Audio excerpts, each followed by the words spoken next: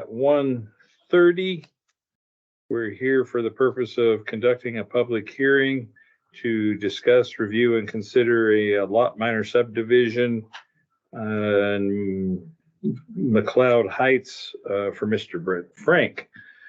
At this time, I'd entertain a motion that we move into public hearing mode. So moved. I'll second. All in favor? Aye. Aye. Okay. On that, were we supposed to go in?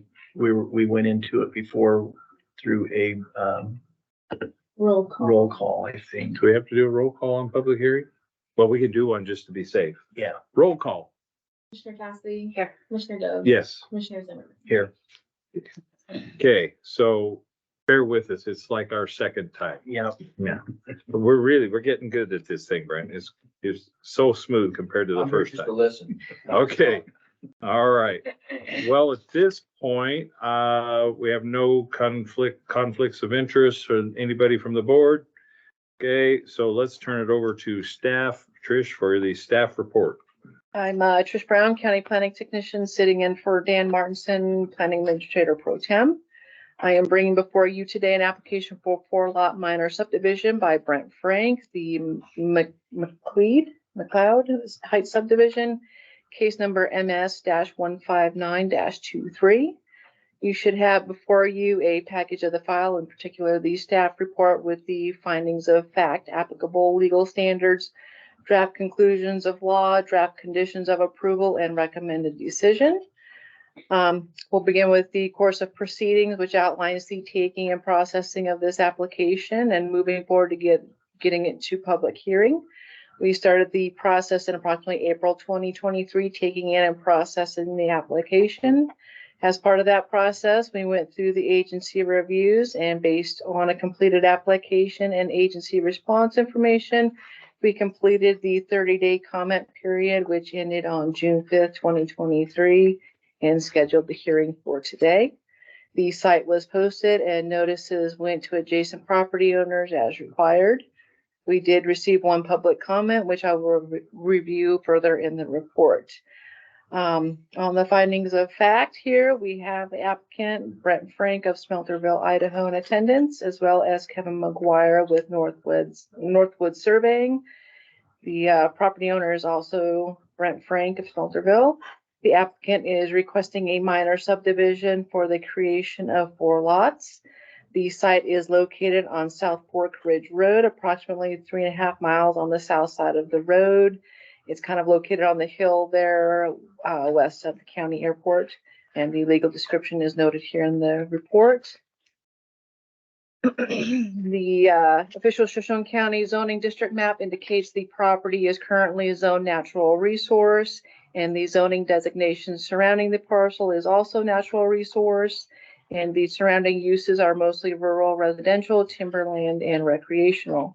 The parent parcels total approximately 40 acres, and the proposed subdivision will be comprised of 4 lots ranging in size from 6.5 to 16 acres in size. Shoshone County subdivision ordinance requires that the minimum lot size for a minor subdivision is 2 acres, and all proposed lots meet this requirement. There are currently no structures on the property. With regards to topography and vegetation, the terrain characteristics for this site are moderate to steep hillsides with some more gentle sloped areas. Vegetation is typical timber, grass, and bushes. There are no creeks or stream or associated riparian areas. The comprehensive plan designates this area as Central Corridor District. This district is rural in nature, but may not have the same pressures for development as other areas in the county. The proposed site is not located within an area of city impact. Water for the lots will be serviced by private well system. The water source for all lots will be stated on the plat. The proposed lots will be served by approvable sites for individual domestic wastewater systems, septic systems. The applicant proposes to utilize existing access off South Fork Ridge Road, a private road. No new roads are proposed to be constructed. Private driveways have been previously constructed via site disturbance permit approvals. The site is located within Shoshone County Fire District 2. The district has been solicited for comment. As of writing of this report, the district has not responded. The access road, i.e. the South Fork Ridge Road, was originally approved by the district during the plating process for the previous subdivisions in this area. On-site fire suppression measures may be required for future residential development. The proposed lots are located within the Bunker Hill Overlay District. No new site disturbance is proposed. All future site disturbance will be required to be permitted and follow ICP requirements. There are no site disturbance or developments proposed or required for this application. Therefore, no permits are required at this time. Site disturbance permits will be required prior to the start of any development. The proposed subdivision will conform to design standards of the surrounding area, including those outlined in section 10-3-1 of the Shoshone County Code. The proposed property is not located within a special flood hazard area or regulatory floodplain. One public comment was received from an adjacent property owner, which was the Idaho Department of Fish and Game. In a letter dated June 1st, 2023, Carson Watkins of the Fish and Game Panhandle Regional Supervisor expressed concerns and guidance for development within the areas of known habitat and migration tracts. The district recommended various tactics that should be implemented and or avoided to reduce impact to wildlife and reduce the risk of negative interaction between residents and wildlife. However, no specific requirements were noted. We have the applicable legal standards, which are outlined there, including the Idaho and county codes and comprehensive plan and flood overlay district regulations. The staff analysis summarized that we have met all of the requirements for the application and procedure has been met. The recommended conditions of approval are the normal standard fare. Development shall be subject to the applicable rules, ordinances, and regulations of the Shoshone County and any other state, federal agency. Any further development and or changes shall come before Shoshone County Planning Department and or the Board of County Commissioners. The terms and conditions placed on this approval shall run with the land and remain valid upon a change of ownership or until the approval expires. The applicant or future assigns have an interest in the subject property shall fully comply with the conditions placed on this approval. This approval is based on the information presented in the project application, plans, and testimony provided as part of this request, and the approval is limited to that request. Applicant shall meet the requirements of the final plat subdivision application procedures as specified in Shoshone County Code Title 10-5-4. This approval shall expire 24 months from the date of signing of the order of decision unless an extension is applied for and granted by the Planning Commission. The applicant shall meet the requirements as specified by the Panhandle Health District. If conditions are satisfied, PhD will lift the sanitary restrictions when the final plat is signed. And it is noted that no building shall be erected until the restrictions have been lifted. PhD will provide signature block language for the final plat. It is the responsibility of the applicants to obtain signatures. And then we have the draft conclusions of law, which are established conclusions from our code and have been marked in the affirmative. If you agree, we'll go with that, but if you disagree, we just need to know why and note it accordingly. You may review the list, which demonstrates that we have met those conditions. The recommended motion has been added to approve with the proposed conditions, and that is all I have for the staff report. The applicant, as you see, is in attendance. If you have any questions for him. Okay. And no questions. Kevin, do you have anything to add? No. Okay. Anything you would like to say, Mr. Applicant?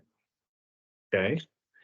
Board commissioners, anybody with questions or anything you'd So like? basically, Fish and Game was just kind of keep wildlife preserved and concerns.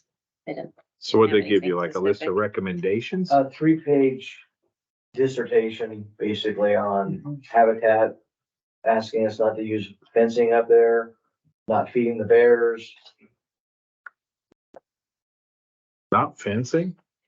literally. And they don't want us to use regular fencing so animals can move swiftly through the wintering range. in They're your garden? concerned about injury, like if you use chain link, they've had increased injuries with wildlife. All right, We'll leave the animals alone. yeah, but all they can do is give recommendation, right? They don't have the authority to give. I can't answer that. I'm not. All right. Any further questions? Nope. I think that looks good. Okay, application looks good. We're good with that. Then, if that is it, and if you have nothing else, staff, all right, then I would entertain a motion to close the public hearing portion and, move into a, regular meeting, public meeting. Okay, I'll move. Seconded. It's been moved, seconded, all in favor? Aye. All right, we're done collecting information. Now we need to deliberate on the information in front of us. Is there any question or comment by a commissioner about this proposal? No, there's not. Not by me. Okay, looks good to me. Are you ready to vote? Yes. Yes. All right, then I'm going to make a motion. And hopefully somebody will second that, as this will be one of our long ones. Based on the findings of fact and conclusions of law, which I will read here in a moment, and what testimony we have received, the Board of Commissioners would move to order this application for subdivision to be approved with the proposed conditions that were read. Our conclusions of law in this case, as a part of this motion, would be that the proposal does conform with the goals and objectives in the comprehensive plan. The proposal does conform to the standards contained in Title 10. The proposal is consistent with the purpose and intent of the existing zoning. The proposed use is compatible with existing uses in the area. The proposed use is not detrimental to public health, safety, or well-being. That would be my motion, that we approve because of those findings of conclusions of law. I will second. Second that. All right, last chance at discussion. Otherwise, all in favor, please say aye. Aye. Aye. Aye. Motion carries unanimously to approve. All right, we are concluded with that. I guess we will adjourn.